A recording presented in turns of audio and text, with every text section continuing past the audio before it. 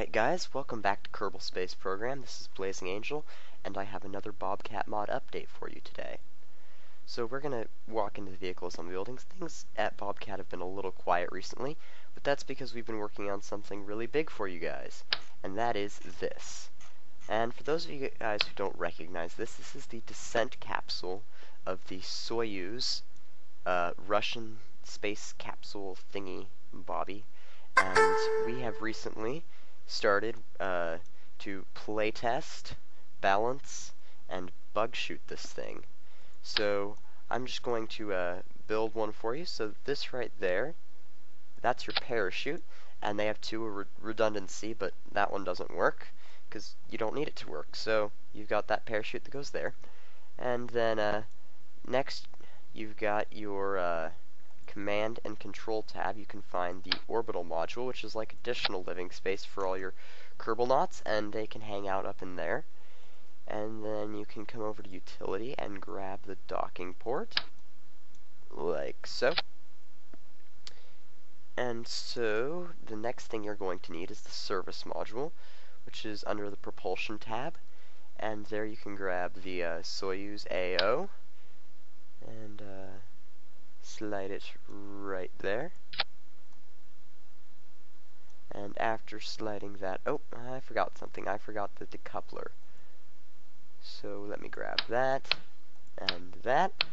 Before the module, you're going to need to put on your heat shield and your decoupler, and that's this one right here that's like this wiry thing that sort of gets smaller, and then that goes right there, like that.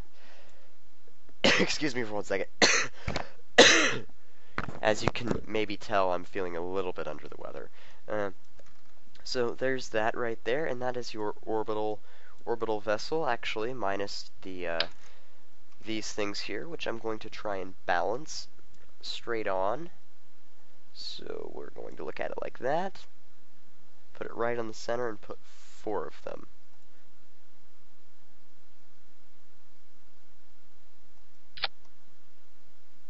And I think that is good. But I want to rotate them like that. There we go.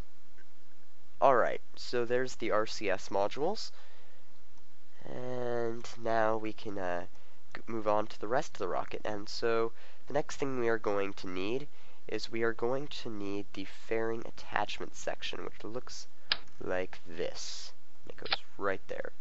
And then you grab, right before you do anything else, do this. Otherwise, because of an attachment bug, you won't be able to place those things there. So then grab those and spin those around. You can use the Q or the E key. So just rotate those into position. And then you can grab your launch abort tower, which should be under propulsion. That's the jewel. So right there, and it works like that. So there is your final stage all ready to go. So with that, we can head over here and grab the third stage, and the third stage works just like that. So engines, fuel tank, it's all combined. It's a very cool new thing that Bobcat has worked out doing. So it's very neat that he can make engines and fuel tanks now all be in the same part, so it'll save everybody a lot of hassle.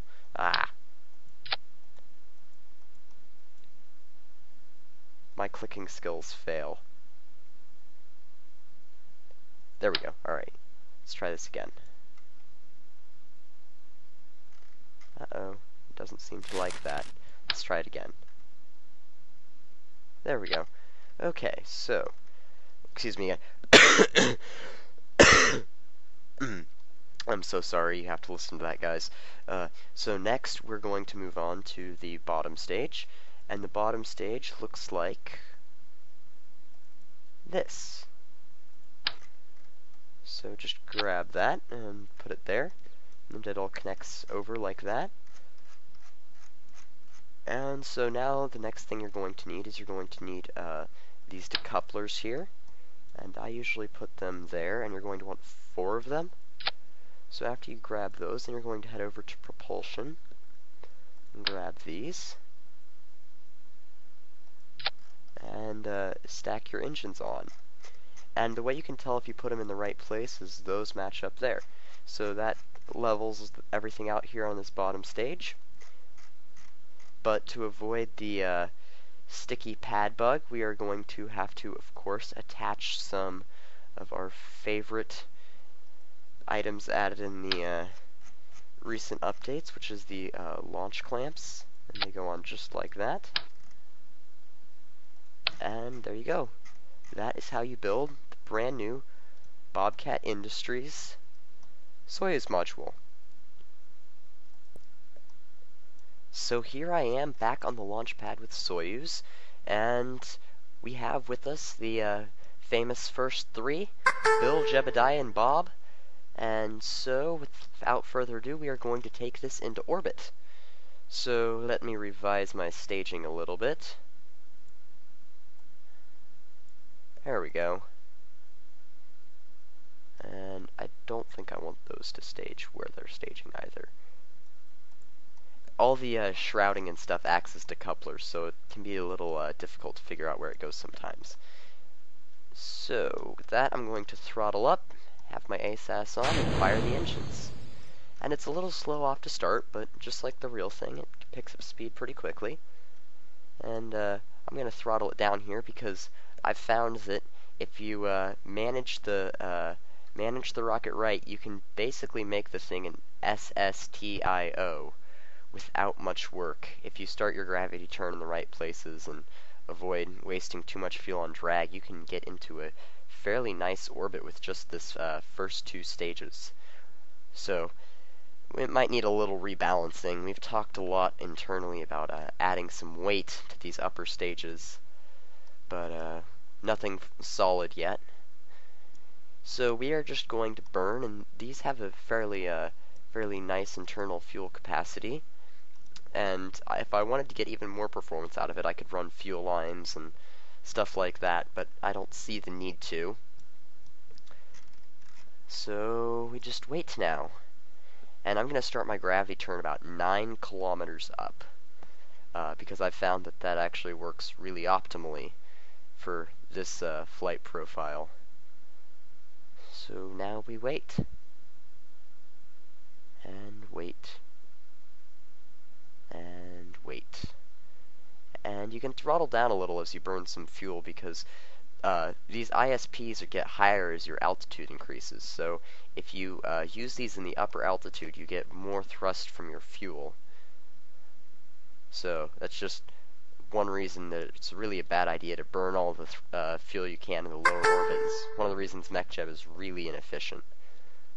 Alright, so we are going to start our gravity turn. Just heel over a little bit here. There we go. You guys really do not want the flu this year. It sucks. It sucks. It sucks. It sucks. So we're going to keep going up and up and up. And so there we just passed the first blue line up there. So atmosphere is thinning out. We've got an ISP of 327 now and climbing. We don't even need quite that much thrust. And we are doing really well. And I think we're just gonna pitch it over pretty much at this point in time. Right there. And let's check where my apoapsis is looking. It's at 23. So let's make sure the time to that is increasing. If not, we'll throttle up a little. Up, it's staying nice and pretty at 23. So we will just keep firing. Burning for the mun. I bet you could actually probably land this thing on the mun. Just stick some landing legs right there and you probably wouldn't have much difficulty. Check again how this is looking. T-minus 21 seconds, so we probably want to throttle up just a little bit. Yeah, there we go, we're pushing it back out now. just burn this one up. And stand by for staging.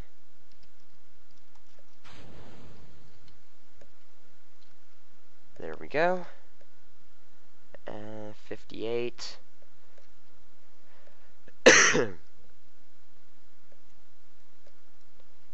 And 66, almost there. 70. What are we going to aim for? Let's go for 80. So right there. Ah, it's lagging. This is new. I don't get a lot of lag these days anymore. Lag is sort of a new concept after got my new computer here. It's probably my recording program. So the problem is we now need U pointed prograde, which is one of the lovely features of Mechanical Jeb, which is smart ass. It works beautifically. Let's see if we can't get you pointed around in time for our burn. So we are going to have to burn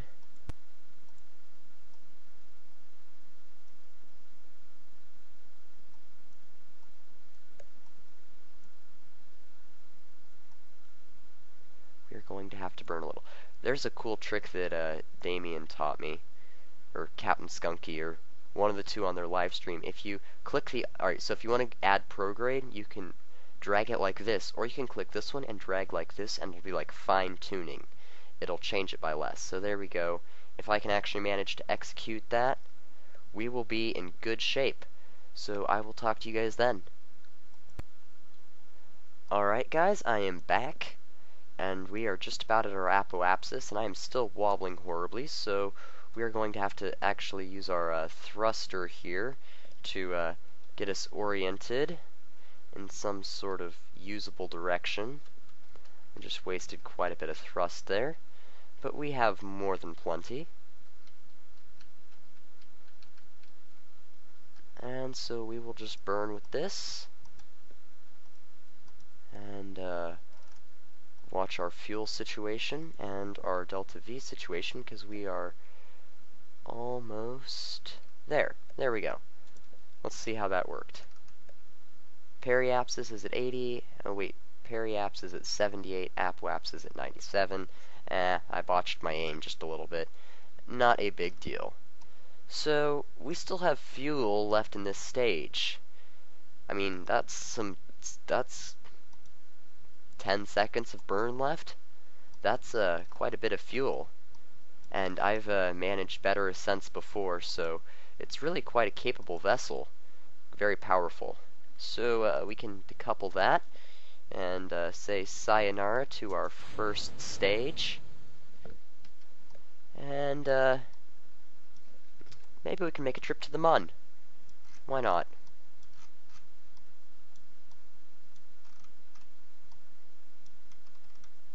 Line this up with that.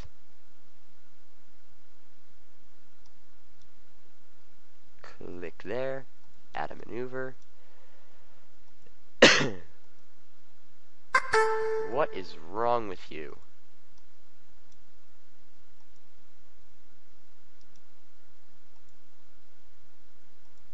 There we go. That's the maneuver I wanted. And that is not the maneuver I wanted. Oh, there we go. There we go. Just inch it out, inch it out. And boom. Right there. Alright, there we go. So we will be burning in 20 minutes, and I will see you then. Actually, guys, I'm back here because I forgot something. We are in orbit now, which means we have some stuff to shed. Namely, a fairly useless launch escape system, and a couple of really nice shrouds that kept us nice and aerodynamic in the exceptionally limited drag model that is KSP Aerodynamics. So we're going to get rid of those, and I'm going to fire this off in a retrograde direction and sort of hope that it deorbits itself. I've mapped it to the 0 action group, so we'll fire that.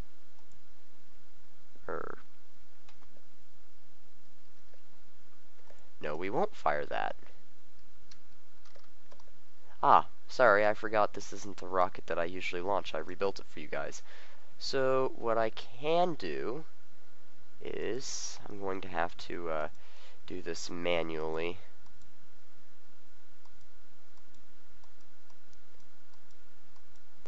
Meh, there we go. Decouple node. So there's that, and usually I would fire that engine, but that's not going to happen this time. So now we need to get rid of these shrouds. And these things have these things right here, which are I think they're brakes, like speed brakes for launch, but I'm not sure. So they do contain small engines to assist with separation.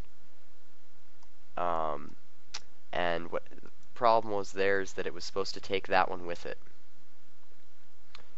So if you could, you know, like, here, let me try this. This might work. There we go. See, that worked better. That worked like it was supposed to. See? Beautifully floating off in the distance. So now we actually have our ship here. So what we can do now is we can deploy antenna and deploy our antenna. And there we go. And you know what? Bob wants to go check out this interior on the orbital module, which I'm not sure where the crew hatch is. There it is. So we're going to go up, back, down, forward, a little retro thrust. Excuse me. And there we go. There we go. Alright, now let me see Bob Kerman's interior view. This is the interior of the orbital module. There's the port down to the descent module, the hatch. We've got the window. So there's that.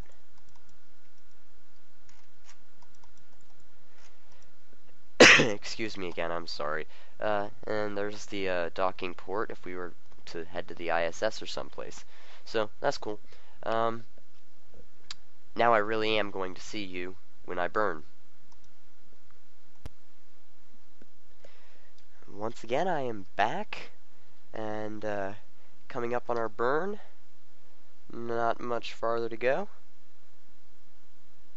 So we will commence our burn here when the node and the estimated burn time align themselves. This should work fairly well.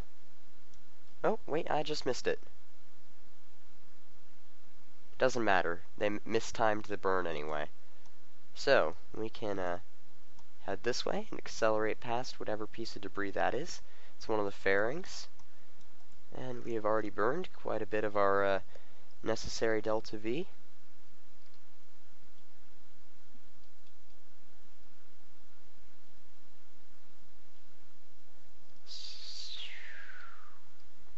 I'm not very talkative when I'm focusing on keeping this thing lined at that vector, because as we orbit, it's moving. Stop moving. Up, up, up, up, up. There we go. Let's see what that did. Should give us a periapse of about 35. 66. It works.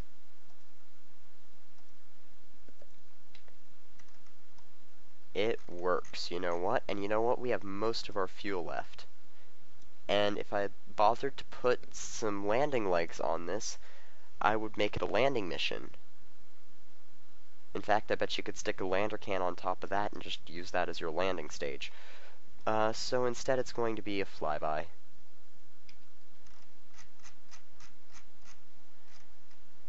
it's going to be a flyby because that's what I feel like doing. So we accelerate, and we accelerate, and we accelerate, and we see some patched conics bugs. Some fascinating patched conics bugs. I love the shapes these things can draw. Like, that orbit makes perfect sense, doesn't it? Just changes direction abruptly. It might make more sense if it was affecting the in-body equation, but it's not.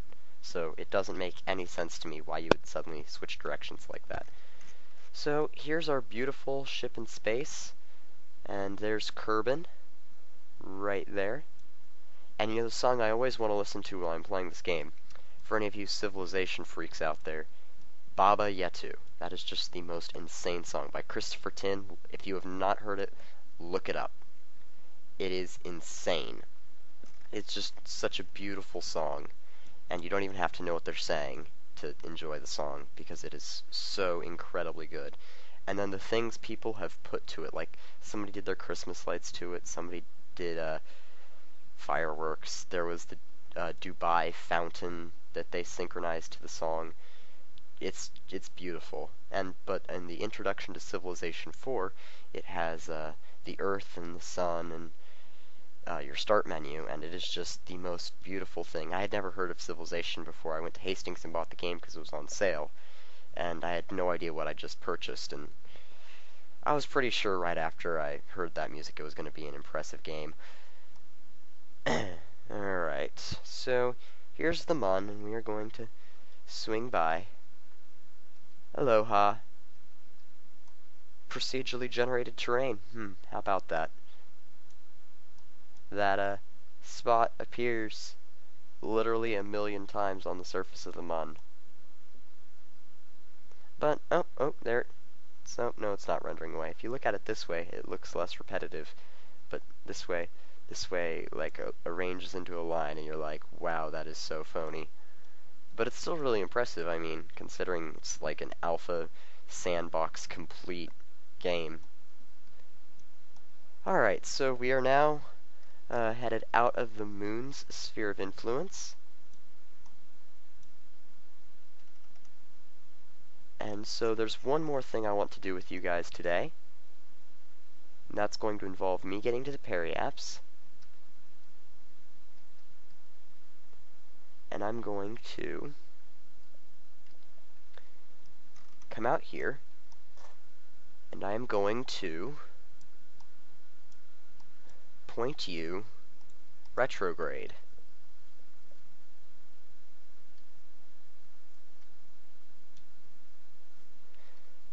Just like this.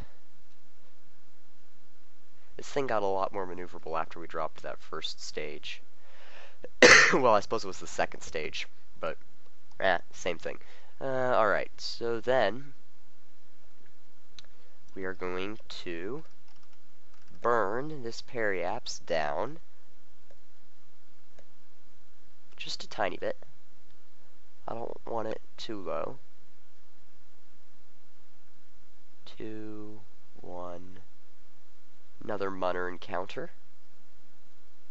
And you know what? I like that. I like that. That suits my purposes.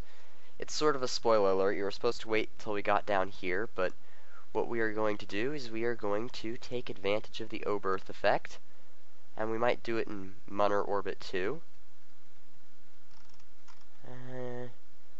We will just point prograde and burn for our lives.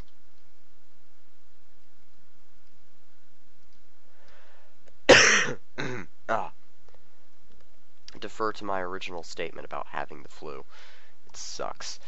Alright, so we're pointed this way, and I think we're just going to burn this stage out.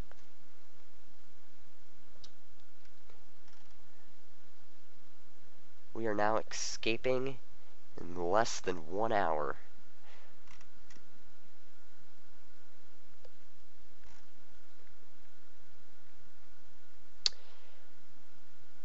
$40. And we still have a third of a tank of gas left.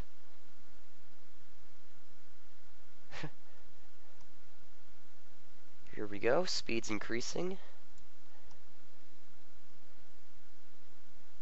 we're going to hit Kerbin orbital velocity in Munner orbit. Well, Kerbin orbital velocity at, say, 100 kilometer orbit. If you get really high, it gets really low, but this is pretty impressive. And staging. Or not. There we go. Well, let's just get a little bit of clearance from this guy. There we go. So there's no accidents. And this is the Soyuz interstellar probe headed off into space, escaping in about... We'll be leaving the Mun here in just... We're going to make that 15 minutes for my paranoia. Not paranoia, OCD.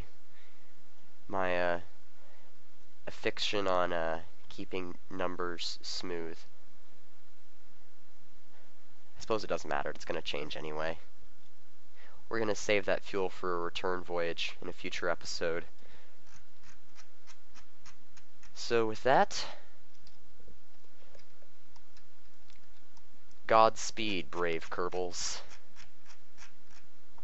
Hey, we might get a Duna encounter one of these days.